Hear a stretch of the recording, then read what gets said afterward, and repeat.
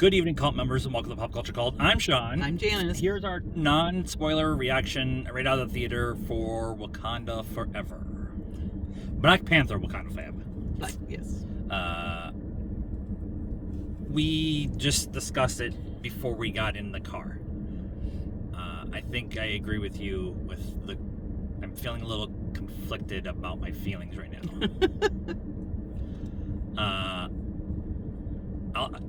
You want to go first? Sure.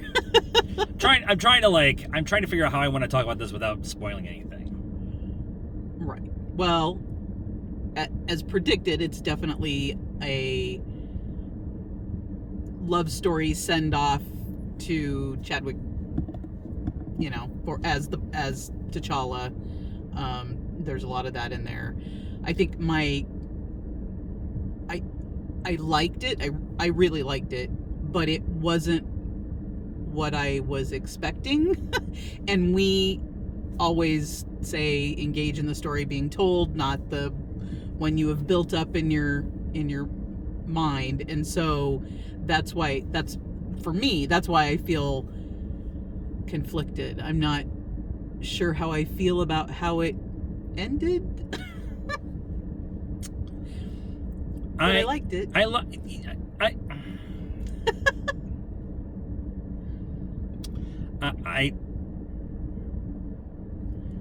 like what they did with the story for Chadwick and for T'Challa, and I liked how they let you feel what those who knew Chadwick, who knew T'Challa, how they all felt about him. And I'm not saying this is a criticism, but it's definitely a Marvel movie. And I think that my initial reaction to it is I loved the time we spent away from the superhero stuff. And not that the superhero stuff wasn't earned, and the story they were telling about Black Panther, about Namor, about his people, about Wakanda, like all of that is really good. But my emotions were all over the place and erratic because I felt like I wanted to spend time about the story of T'Challa. And I know that they have to do a MCU movie. I know they have to do that. And I think they did spend a lot of time. Each character got a moment to have a conversation with another character about the loss of T'Challa. I just, when that was going on, I loved the movie. I loved it. And then they got away from it, and I was like, this is a typical smashy up Marvel movie, which I also love. I just don't know if I wanted the two of them together. Yeah, that's fair. I would agree with that. It was kind of two. It was more than two stories. There was a lot of stories going on there. That I don't feel like we got a lot of resolution on most of them. So that's, yeah, it was a lot of stories going on, kind of interesting. But the, it's a Marvel movie, so the action scenes were cool. The domolage, is that how you say it?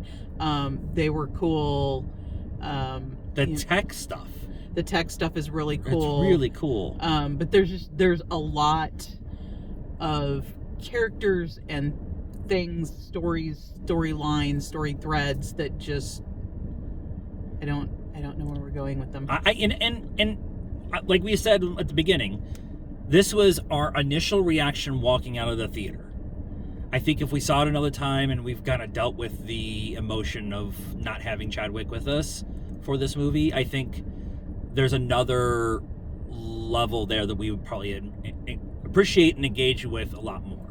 I think it's a good thing. But I don't want people to listen to this and say you hated this movie. Like it's going to be an 8 for me. Like it's Spoilers. spoilers for Me too.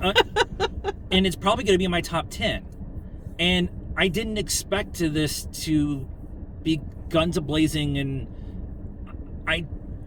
you know what it is? This is when we lost Chadwick, we as fandom grieved and honored him and did all this stuff. But I think individually each person has to come to the terms of losing somebody of such importance, and we didn't even know him. I can't even imagine what the cast and the crew and his family and the Marvel family and so I think my emotions, I'm conflicted about where I feel right now because I miss the dude. I loved him as that character. I loved him in 42. I loved him in everything I've ever seen him in. And so I emotionally, as I sit right now, am ballistically pissed off that he can't be in any more movies. And that's because cancer fucking sucks. And that man is an honor to everything, and there's a reason why he was perfect for T'Challa and the Black Panther.